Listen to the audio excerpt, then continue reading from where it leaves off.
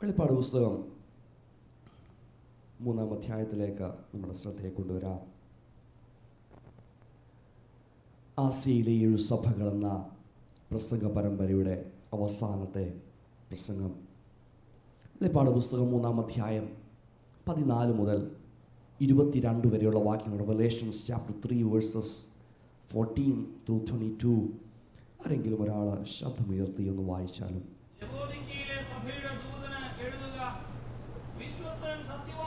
സാക്ഷിയായി ദൈവസൃഷ്ടിയുടെ ആരംഭമായ ആമേൻ എന്നുള്ളവൻ അരുളിച്ചെയ്യുന്നത്, ഞാൻ നിന്റെ പ്രവൃത്തി അറിയുന്നു. നീ ഉഷ്ണവാനുമല്ല ശീതവാനുമല്ല. ഉഷ്ണവാനോ ആയിരുന്നുവെങ്കിൽ കൊള്ളായിരുന്നു. ഇങ്ങനെ ശീതവാനുമല്ല ഉഷ്ണവാനുമല്ല ശീതോഷ്ണവാനായാൽ നിന്നെ എന്റെ വായിൽ നിന്ന് ഉമ്മിട്ടുകളെ. ഞാൻ ധനവാൻ സമ്പന്നനായിരിക്കുന്നു, എനിക്ക് ഒന്നിനും മുട്ടില്ല എന്ന് പറഞ്ഞുകൊണ്ട് നീ നിർഭാഗ്യനും അരിഷ്ടനും ദരിദ്രനും കുരുടനും നഗ്നനും എന്ന് അറിയാതിരിക്കാൻ നീ സമ്പന്നനാകേണ്ടത് തീയിൽ ഊതിക്കഴിച്ച പൊന്നും നിന്റെ നഗ്നരുടെ ലജ്ജ വെളിവാകാതെ ധരിക്കേണ്ടതിന് വെള്ളയെടുപ്പും നിനക്ക് കാഴ്ച ലഭിക്കേണ്ടതിന് കണ്ണിലെഴുതുവാൻ ലേപവും എന്നോട് വിലയ്ക്ക് വാങ്ങുവാൻ ഞാൻ നിന്നോട് ബുദ്ധി പറയും. എനിക്ക് പ്രിയമുള്ളവരെ ഒക്കെയും ഞാൻ ശാസിക്കുകയും ശിക്ഷിക്കുകയും ചെയ്യും. ആകയാൽ നീ ജാഗ്രതയുള്ളവനായിരിക്കാം, മാനസാന്തരപ്പെടുക. ഞാൻ വാതിൽക്കൽ നിന്ന് മുട്ടുന്നു. ആരെങ്കിലും എന്റെ ശബ്ദം കേട്ട് വാതിൽ തുറന്നാൽ ഞാൻ അവന്റെ അടുക്കൽ ചെന്ന് അവനോടും അവൻ എന്നോടും കൂടി അത്താഴം കഴിക്കും. ജയിക്കുന്നവന് ഞാൻ എന്നോടുകൂടെ നിന്റെ സിംഹാസനത്തിൽ ഇരിപ്പാൻ പാലം നൽകും. ഞാനും ജയിച്ച് എന്റെ പിതാവിനോടുകൂടെ അവന്റെ സിംഹാസനത്തിൽ ഇരുന്നതുപോലെ തന്നെ. ആത്മാവ് സഭകളോട് പറയുന്നത് എന്തെന്ന് ചെവിയുള്ളവൻ കേൾക്കട്ടെ. കഴിഞ്ഞ ആഴ്ച നാം ചിന്തിച്ച ഫിലദൽഫിയ സഭ അല്ലെങ്കിൽ ഫിലദൽഫിയ പട്ടണം, ആ പട്ടണത്തിൽ നിന്നും 45 മൈൽ അകലെ നാം ആദ്യം ചിന്തിച്ച എഫെസോസ് പട്ടണം, അതിൽ നിന്നും 100 മൈൽ അകലെ സ്ഥിതി ചെയ്യുന്ന ഒരു പട്ടണമായിരുന്നു ലവോദിക്ക. അതിൻ്റെ ഒരു വശത്ത് കൊലോസിയ ദേശമുണ്ട്, മറുവശത്ത് ഹിറാപ്പോലിസ് എന്ന ദേശമുണ്ട്. വളരെ സമ്പൽ സമൃദ്ധമായ ഒരു ദേശമായിരുന്നു ലവോദിക്ക. ധനാഢ്യരായ ബാങ്കേഴ്സും ഫിനാൻസിയേഴ്സും ഒക്കെ ഉള്ള, അവരൊരുമിച്ച് കൂടി സ്റ്റേഡിയങ്ങളും അതുപോലെ മറ്റ് ക്രമീകരണങ്ങളൊക്കെ ചെയ്യുന്ന ഷോപ്പിംഗ് സെൻറ്റേഴ്സും അങ്ങനെ എല്ലാം ചെയ്യുന്ന ഒരു ദേശം. മാത്രമല്ല അവിടെ മെഡിക്കൽ ട്രീറ്റ്മെൻറ്റിനും വളരെ പ്രശസ്തി ആർജിച്ച ഒരു ദേശമായിരുന്നു ലവോദിക്ക. ആ ദേശത്ത് ഉള്ള സഭയ്ക്കാണ് ഈ കത്ത് ലഭിക്കുന്നത്. അവിടെ എല്ലാ സഭകളുടെയും അവർക്ക് കൊടുക്കുന്ന ആ ദൂതിന് മുമ്പിൽ ആരാണ് പറയുന്നത് എന്നൊരു ദൂതുണ്ട്, എന്നൊരു ചെറിയ റെഫറൻസ് ഉണ്ട്. 14-ാം വാക്യത്തിൽ നാം നോക്കിയാൽ അതാരാണ് പറയുന്നത് എന്ന് നമുക്ക് കാണുവാൻ കഴിയും. 3 വേഴ്സ് 14 ഇങ്ങനെ പറയുന്നു. ഒന്ന് വായിച്ചാട്ടെ.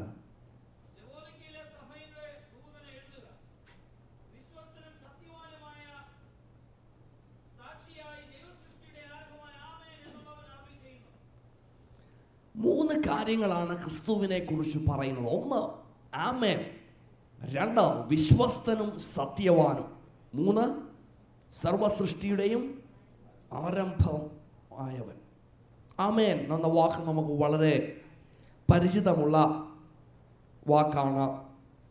നമ്മൾ പ്രാർത്ഥനയൊക്കെ ചൊല്ലിക്കഴിയുമ്പോൾ അതിന് അവസാനം ഈമേൻ അല്ലെങ്കിൽ ആമേൻ എന്ന് പറയാറുണ്ട്. പഴയ നിയമ ആചാരം അനുസരിച്ച് ചില ഓത്തൊക്കെ എടുക്കുമ്പോൾ അതിൻ്റെ അവസാനം അവർ ആമേൻ എന്ന് പറയാറുണ്ടായിരുന്നു.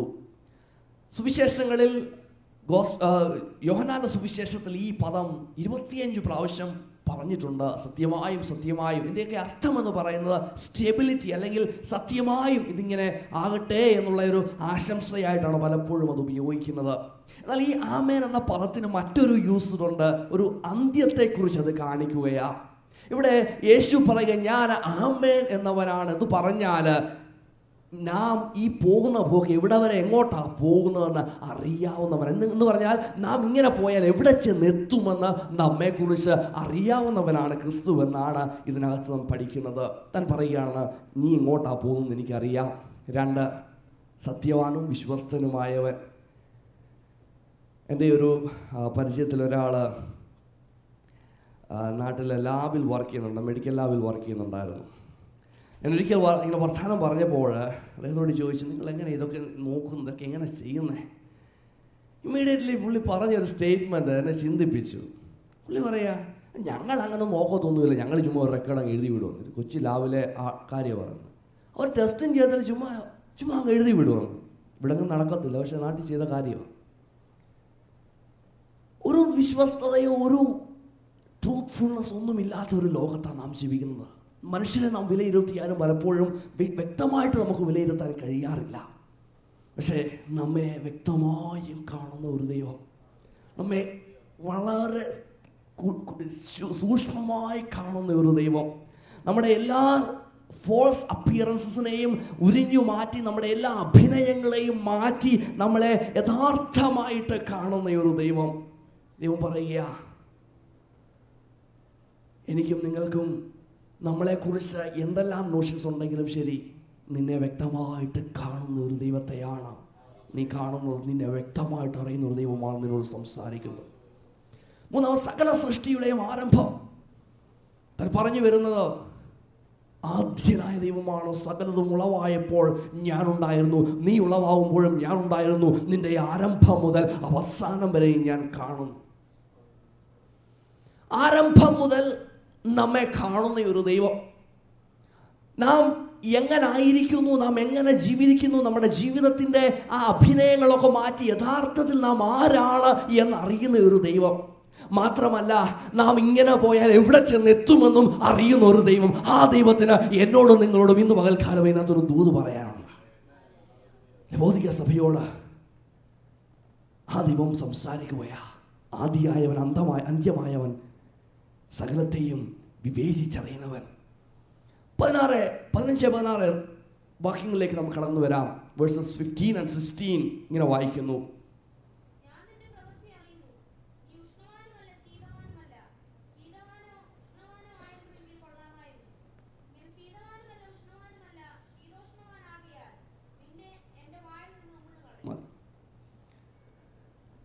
പലപ്പോഴും ഞാനും ഈ വാക്യമൊക്കെ കുഞ്ഞിലേക്ക് വായിച്ചപ്പോൾ ഞാൻ ചിന്തിച്ചിരുന്നത്, ഒന്നുകിൽ നീ സ്പിരിച്വൽ ആയിരിക്കണം, അല്ലെങ്കിൽ നീ സ്പിരിച്വൽ ആകരുത്. ആ ഒരു ചിന്തയാണ് പെട്ടെന്ന് എൻ്റെ മനസ്സിലൊക്കെ അന്ന് വന്നോട്ട്. പക്ഷെ അങ്ങനെ ഒരു ഇൻ്റർപ്രിട്ടേഷൻ അല്ല അവിടെ ഉള്ളത്. ലവോദിക്ക പട്ടണത്തിനൊരു പ്രത്യേകതയുണ്ടായിരുന്നു.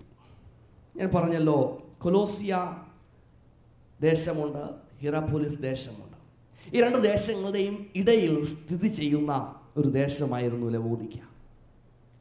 കൊലോസിയ ആ സ്ഥലത്തിൻ്റെ പ്രത്യേകത, അവിടെ നല്ല നീരുറവുകളുണ്ട്. ഹിറാപോലിസിലുമുണ്ട് നീരുറവുകൾ. കൊലോസിയയിലെ നീരുറവുകളുടെ പ്രത്യേകത, വളരെ നല്ല തണുത്ത വെള്ളമാണ് അവിടെ നിന്ന് കിട്ടുന്നത്. ഹിറാപോലിസിലെ വെള്ളത്തിൻ്റെ പ്രത്യേകത, അത് വളരെ ഹോട്ട് വാട്ടർ സ്പ്രിങ്സ് ആയിരുന്നു അവിടെ ഉണ്ടായിരുന്നത്. ആളുകളൊക്കെ അവരുടെ രോഗശമനത്തിന് വേണ്ടി, സ്കിൻ ഡിസീസിന് വേണ്ടിയൊക്കെ ഈ ഹോട്ട് വാട്ടർ സ്പ്രിങ്സിലൊക്കെ പോയി ആ സമയങ്ങൾ ചിലവഴിക്കാറുണ്ടായിരുന്നു. പക്ഷേ ഇവിടെ ഇതാ ഈ നടുക്ക് നിൽക്കുന്ന ലവോദിക്ക ദേശത്തിൻ്റെ പ്രത്യേകത, അവരുടെ വെള്ളം ചൂടുമല്ല തണുപ്പുമല്ല. അവരുടെ വെള്ളം കൊലോസിയയിലെ പോലെ തണുത്ത വെള്ളമല്ല, ഹിറാപോലിസിലെ പോലെ ചൂട് വെള്ളവുമല്ല. ഇതിനിടയ്ക്ക് നിൽക്കുന്ന ഒരു തരത്തിലുള്ള വെള്ളമാണ്. അതൊരുപാട് മിനറൽസ് ഉള്ള വെള്ളമായിരുന്നു. മനുഷ്യനെ രോഗിയാക്കുന്ന വെള്ളമായിരുന്നു. ജനങ്ങളൊക്കെ പറയാറുണ്ട്, ഓ ലവോദിക്കിലെ വെള്ളം കൊള്ളത്തില്ല എന്ന്. അത്രമാത്രം കൊള്ളാത്തൊരു വെള്ളമായിരുന്നു അവിടെ ഉണ്ടായിരുന്നത്. ആ ജനത്തിനറിയാം ഈ കോൾഡും ഹോട്ടും തമ്മിലുള്ള ഡിഫറൻസ്. ഈ കോൾഡിൻ്റെ ഹോട്ടിനെ ഇടയ്ക്കിരിക്കുന്നതിൻ്റെ ആ പ്രത്യേകത നമുക്കറിയാം. നമ്മളൊക്കെ കാപ്പിയും ചായയൊക്കെ കുടിക്കുന്നവരാണല്ലോ. കേരളത്തിൽ നല്ല പൊരി വെയിലത്ത് വേർത്തൊഴുകുമ്പോഴും നമുക്കൊരു ചൂട് ചായ, ഒരു ചൂട് കാപ്പി വേണം അല്ലേ? നല്ല ഹ്യൂമിഡിറ്റിയിൽ നമ്മൾ വേർത്തൊഴുകിയാലും നമ്മൾ നല്ലതായിട്ട് നിന്ന് ആ ചൂട് കാപ്പി കുടിക്കും. അമേരിക്ക വന്നപ്പോൾ ഞാൻ കണ്ടു, നല്ല തണുപ്പത്തും ആൾക്കാർ പോയി ഐസ്ഡ് കോഫി കുടിക്കും. ആരെങ്കിലും കണ്ടിട്ടുണ്ടോ കേരളത്തിലോ ഇവിടെയോ ചൂട് കാപ്പിക്ക് പകരം അങ്ങ് തണുപ്പിച്ച കാപ്പി കുടിക്കാറുണ്ടോ? അത് തീർത്തും അങ്ങ് ആറ്റി വെള്ളം പോലെ അങ്ങ് ആക്കി കുടിക്കാറുണ്ടോ? അല്ല, ഇവിടുന്ന് ഐസ്ഡ് കോഫി മേടിക്കുന്ന ഒരാൾ അടുപ്പത്ത് വെച്ച് ചൂടാക്കിയിട്ടാണോ കുടിക്കുന്നത്? ഇല്ല. നമുക്കത് ഒന്നുകിൽ ഹോട്ടായിട്ട് വേണം, അല്ലെ കോൾഡായിട്ട് വേണം. ഇതിനിടയ്ക്ക് നിൽക്കുന്ന ഒരു അനുഭവമായിരുന്നു ഇവിടുത്തെ വെള്ളത്തിൻ്റെ പ്രത്യേകത. അതേ പ്രത്യേകത തന്നെയായിരുന്നു ലവോദിക്ക സഭയുടെയും പ്രത്യേകത. Luke warmness, ശീതോഷ്ണവാനായിരുന്നു. ചൂടുമില്ല തണുപ്പുമില്ല. ദൈവം അവരോട് പറയാം, നീ ശീതോഷ്ണവാനാ എന്ന് പറഞ്ഞാണല്ലോ, യു ആർ യൂസ്ലെസ്. നമ്മുടെ ഭാഷയിൽ പറഞ്ഞു, നിന്നെക്കൊണ്ട് ഒരു ഉപയോഗവും ഇല്ല. കോൾഡ് വാട്ടർ ആണെങ്കിൽ ചിലർക്ക് തണുപ്പ് കൊടുക്കും, ഹോട്ട് വാട്ടർ ആണെങ്കിൽ ചിലരെ ഒന്ന് ഊർജപ്പെടുത്തും. നിനക്കോ അതൊന്നുമില്ല. നീ ടേസ്റ്റ്ലെസ്സാ, നീ ഇൻഎഫക്റ്റീവാ. ഇന്ന് പകൽക്കാലം ദൈവമക്കളെ നമ്മോടൊന്ന് ചോദിച്ചു നോക്കി, നാം ഹോട്ട് വാട്ടറാണോ കോൾഡ് വാട്ടറാണോ? ചിലരെ തണുപ്പിക്കുന്നവരാണോ? നാം ചില എൻകറേജ്മെൻറ്റ് കൊടുക്കുന്നവരാണോ? അതോ നാം ചിലരെ ദുഃഖിപ്പിക്കുന്നവരാണോ? നിരുത്സാഹപ്പെടുത്തുന്നവരാണോ? നമ്മുടെ ആ യൂസ്ഫുൾനെസ് എവിടെയാണ് നാം പ്രകടമാക്കുന്നത്? ഹോട്ടാണോ കോൾഡാണോ? ചിലരെ ഒന്ന് എൻകറേജ് ചെയ്യാൻ, ചിലരെ ഒന്ന് ഊർജ്ജപ്പെടുത്താൻ, ചിലരെ ഒന്ന് തണുപ്പിക്കാൻ, അതാണോ നാം ചെയ്യുന്നത്? മറിച്ച് മറ്റുള്ളവരെ ഒന്ന് നിരുത്സാഹപ്പെടുത്താൻ, ഒന്ന് നിരാശപ്പെടുത്താൻ, രണ്ട് കുറ്റം പറയാൻ, അതാണോ നമ്മൾ ചെയ്യുന്നത്?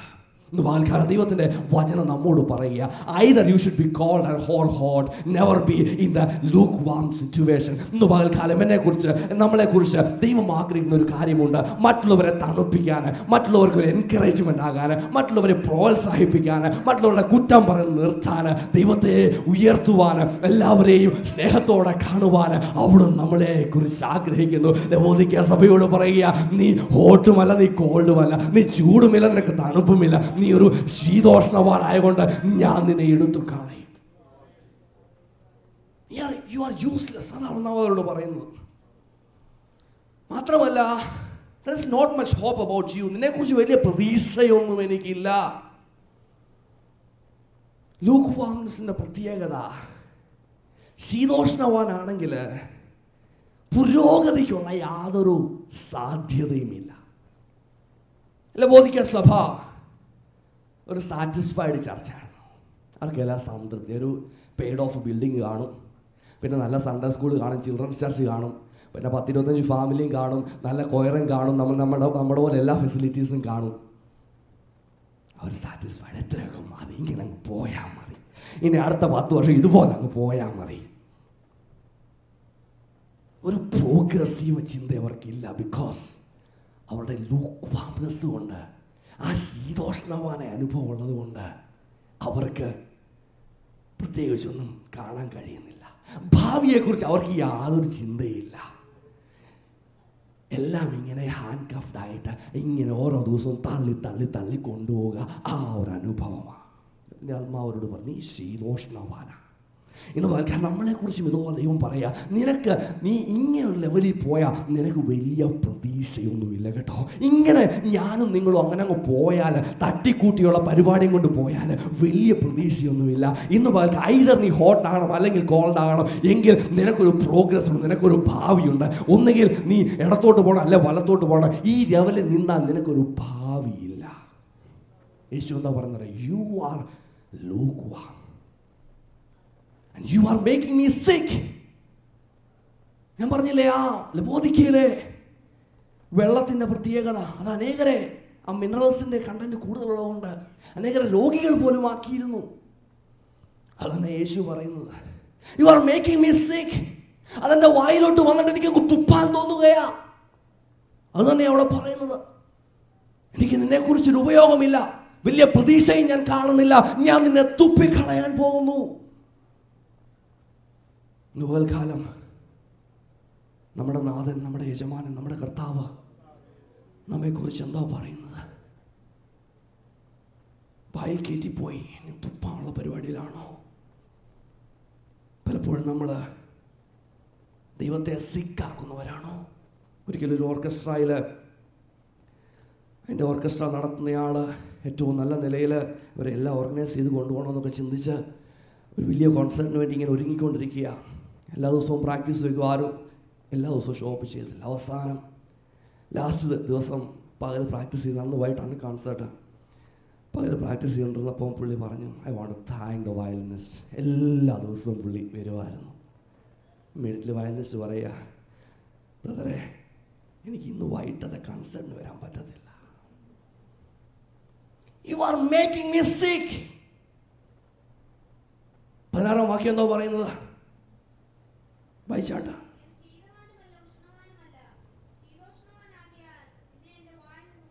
ശീതോഷ്ണവാനാകിയാൽ ഞാൻ നിന്നെ വായിൽ നുമ്മിണ്ട് കളയും. നമ്മുടെ ഭാഷ പറ തുപ്പിക്കളയും. ആ വാക്ക് MAO എന്ന വാക്കാണ് അവിടെ ഉപയോഗിച്ചിരുന്നത്, ടു വൊമിറ്റ്. ഇംഗ്ലീഷ് വേർഡ് എമിറ്റിക് എന്ന പദം അതിനകത്തുനിന്നാണ് വന്നത്. നമ്മളൊരു പോയിസണൊക്കെ അകത്ത് പോയി കഴിഞ്ഞാൽ ഡോക്ടേഴ്സ് കൊടുക്കുന്ന ആ മരുന്ന്, ആ മിക്സർ കൊടുക്കും, അതിന് പറഞ്ഞ് എമിറ്റിക് എന്നാണ് പറയുന്നത്, ഛർദ്ദിച്ച് കളയാൻ വേണ്ടി. കർത്താവ് പറയാം, ഞാൻ അത് തുപ്പിക്കളയും. 17-ാം വാക്യം വായിച്ചാട്ട.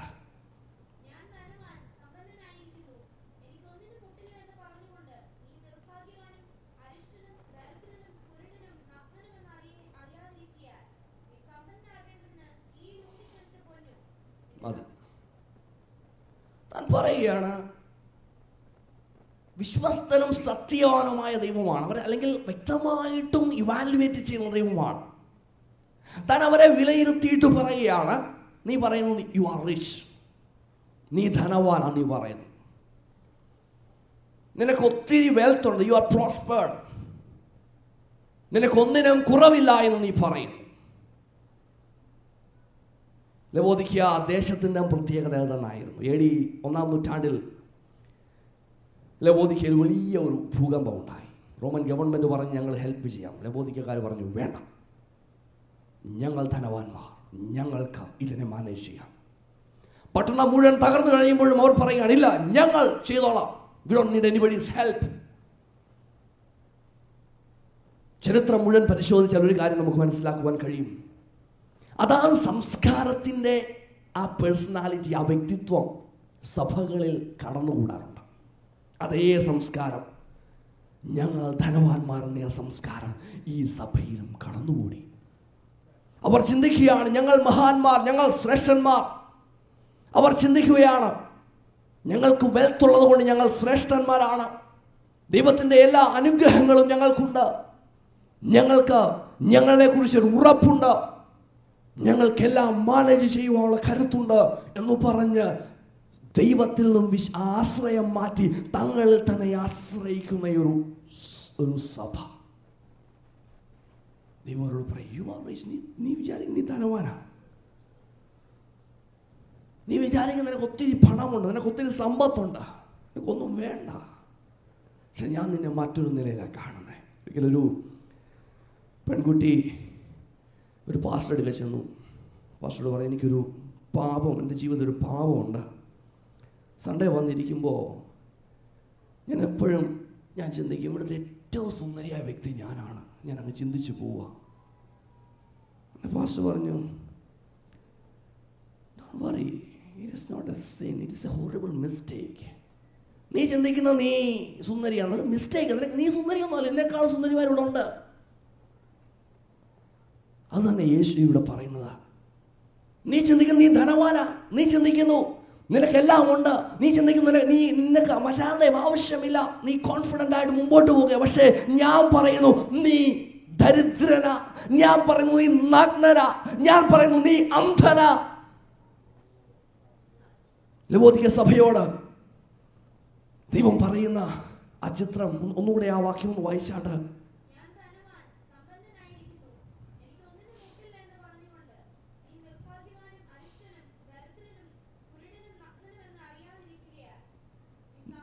നീ നിർഭാഗ്യവാൻ, ഭാഗ്യം നിനക്കില്ല. പിന്നെ നീ അരിഷ്ടൻ, അതായത് വെള്ളമൊക്കെ അടിച്ച് വഴി കിടക്കുന്ന ഒരു മനുഷ്യന് തുല്യം. ദരിദ്രൻ, ഒരു യാചകന് തുല്യം. ബ്ലൈൻഡ്, ഒരു അന്ധനായ മനുഷ്യന് തുല്യം. നേക്കഡ്, വസ്ത്രമില്ലാതെ അലയുന്ന ഒരു വ്യക്തിയുടെ തുല്യം. നിനക്കെല്ലാം ഉണ്ട്, പക്ഷെ നീ ഇങ്ങനെ. നമുക്കൊക്കെ അറിയാവുന്നൊരു പഴയ കഥയുണ്ട്. ഒരു രാജാവ് തനിക്കൊരു വരം കിട്ടി, താൻ തൊടുന്നത് എല്ലാം സ്വർണ്ണമാകും. എല്ലാം സ്വർണ്ണമാണ്, പക്ഷെ കഴിക്കാൻ പറ്റത്തില്ല, ജീവിക്കാൻ പറ്റത്തില്ല, ഒന്നും ചെയ്യാൻ പറ്റത്തില്ല. അതേ ഒരനുഭവമായിരുന്നു ലവോദിക്ക സഭയുടെ അനുഭവം. അവരെ ദൈവം ഖണ്ഡം ചെയ്യുകയാണ്. നീ ശീതവാനുമല്ല, ഉഷ്ണവാനുമല്ല, ശീതോഷ്ണവാന. നീ ധനവാനാന്നൊക്കെ പറയുന്നു, പക്ഷെ നീ ദരിദ്രനാ, നീ അന്ധനാ, നീ നഗ്നനാ. അതുകൊണ്ട് 18-ാം വാക്യം പറയുന്നു, നീ എന്തു ചെയ്യണം?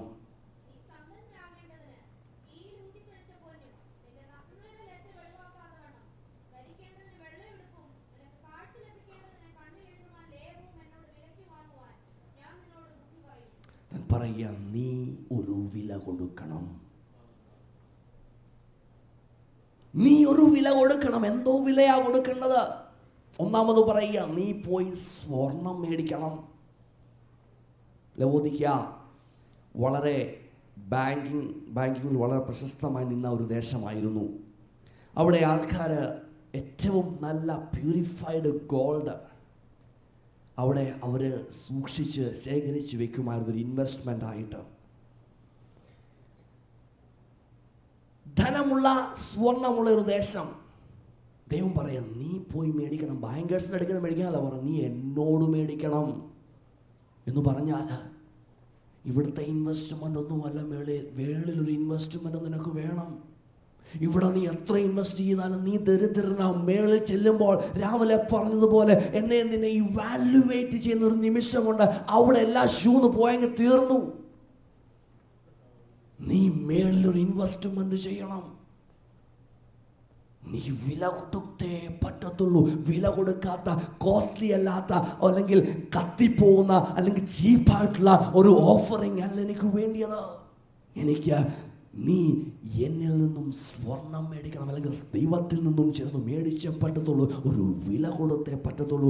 മേളിലൊരു ഇൻവെസ്റ്റ്മെന്റ് ചെയ്തേ പറ്റത്തുള്ളൂ. രണ്ടാമതോ പറയുന്നേ,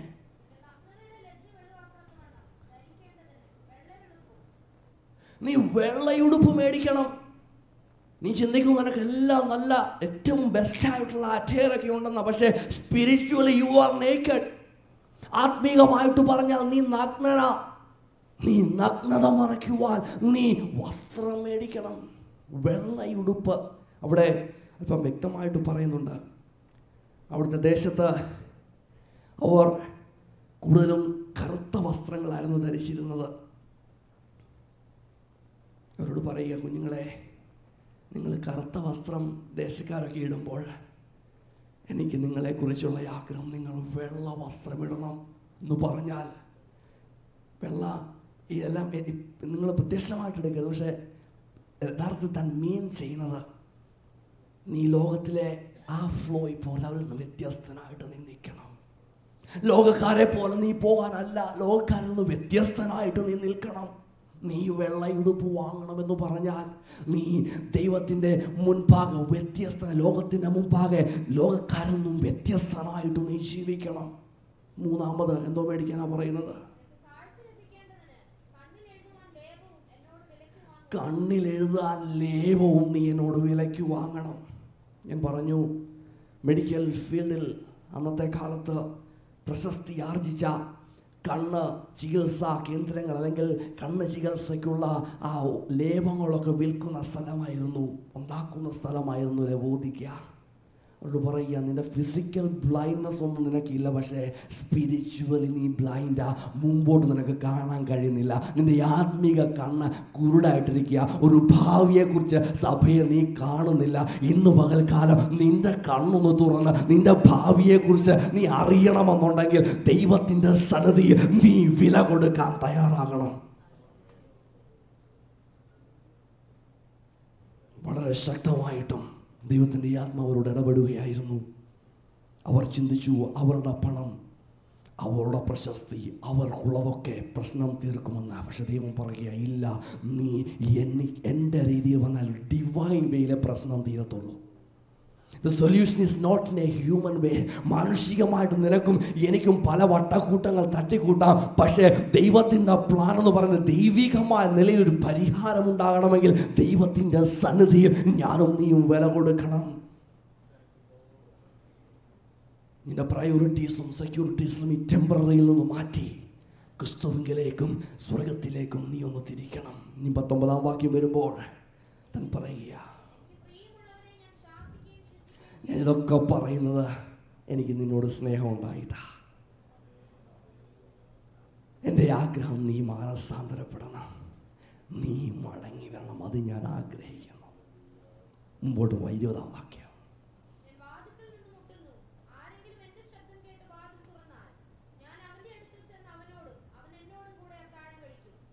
പലപ്പോഴും നാം ഈ വാക്യം വായിക്കാറുള്ളത് വല്ലവരെയും യേശുവിലേക്ക് നടത്തുമ്പോൾ നമ്മൾ പറയും യേശു വാതിക്കൽ നിൻ്റെ ഹൃദയത്തിൻ്റെ വാതിക്കൽ മുട്ടുന്നു. പക്ഷെ ആ ഒരു കോണ്ടെക്സ്റ്റിലല്ല ഇവിടെ ഉപയോഗിച്ചിരിക്കുന്നത്. സഭയുടെ വാതിക്കൽ നിന്ന് ക്രിസ്തു മുട്ടുന്നെന്നാണ് പറയുന്നത്. ഒരു കാലത്ത് ക്രിസ്തു ഈ സഭയ്ക്കകത്തായിരുന്നു. നൗ ക്രിസ്തു വെളിയിൽ നിന്ന് മുട്ടുക. അവർക്ക് എല്ലാം ഉള്ളപ്പോൾ അവർ ക്രിസ്തുവിനെ ത്യജിച്ച് കളയാനിടയായിത്തീർന്നു. ക്രിസ്തു ഇപ്പം വെളി വന്ന് മുട്ടുക, ഞാനൊന്ന് അകത്തോട്ട് കയറിക്കോട്ടെ. താൻ അകത്തായിരുന്ന സമയത്ത് നമ്മുടെ വീട്ടിലൊരു ഗസ്റ്റ് വരുന്ന പോലായിരുന്നു. അകത്തോട്ടൊന്നും കയറ്റുന്നില്ല, ഫ്രണ്ടിൽ നിന്ന് വർത്താനമൊക്കെ പറഞ്ഞിട്ട് അങ്ങ് വിടും. ആ ഒരു രീതിയിലായിരുന്നു ക്രിസ്തുവിനെ അവർ ട്രീറ്റ് ചെയ്തിരുന്നത്. അവരുടെ കാര്യങ്ങളൊന്നും ക്രിസ്തുവിനെ അവർ ഇൻവോൾവ് ചെയ്യിച്ചിരുന്നില്ല. അവരുടെ ആന്തരികമായ വിഷയങ്ങളൊന്നും ക്രിസ്തു കളി കടത്തുവാൻ അവർ അനുവദിച്ചിരുന്നില്ല. ക്രിസ്തുവിൻ്റെ ആ കർത്തൃത്വത്തിന് അവർ വിധേയപ്പെട്ടിരുന്നില്ല. അതുകൊണ്ട് ക്രിസ്തു വെളിയിലായി. ഇപ്പോൾ താൻ സഭയുടെ ആ വാതിക്കൽ നിന്ന് മുട്ടിക്കൊണ്ട് പറയുക, ഞാൻ ആ വാതിൽ തുറക്കാൻ ആഗ്രഹിക്കുന്ന നിങ്ങൾക്ക് വേണ്ടി ഞാൻ മുട്ടുകയാ. നിങ്ങൾ തുറന്നാൽ ഞാൻ അകത്ത് വരാം, നമുക്ക് ഒരുമിച്ച് അത്താഴം കഴിക്കാം. കേൾക്കുന്ന ദൈവമക്കളെ പറയട്ടെ, ക്രിസ്തു നമ്മുടെ ജീവിതത്തിൻ്റെ കർത്താവാണോ? നമ്മുടെ ലോഡ്ഷിപ്പ്, നമ്മുടെ ജീവിതത്തിൻ്റെ കർത്തൃത്വം യേശുവിനെ നമ്മെ ഏൽപ്പിച്ചു കൊടുത്തിട്ടുണ്ടോ? ഇവിടെ ആ സഭയ്ക്ക് പറ്റിയ പരാജയം, അവരത് മാറ്റിവെച്ചു. അത് ക്രിസ്തുവിന് കൊടുക്കേണ്ട സ്ഥാനം ക്രിസ്തുവിന് കൊടുക്കുവാൻ കഴിഞ്ഞില്ല. എങ്കിലും ദൈവം ചില വാഗ്ദത്തങ്ങൾ, ചില പ്രോമിസസ് അവർക്ക് കൊടുക്കുകയാ. 21-ാം വാക്യം. ജയിക്കുന്നവന് ഞാൻ എന്നോടുകൂടെ എൻ്റെ സിംഹാസനത്തിൽ ഇരിപ്പാൻ വരം നൽകും.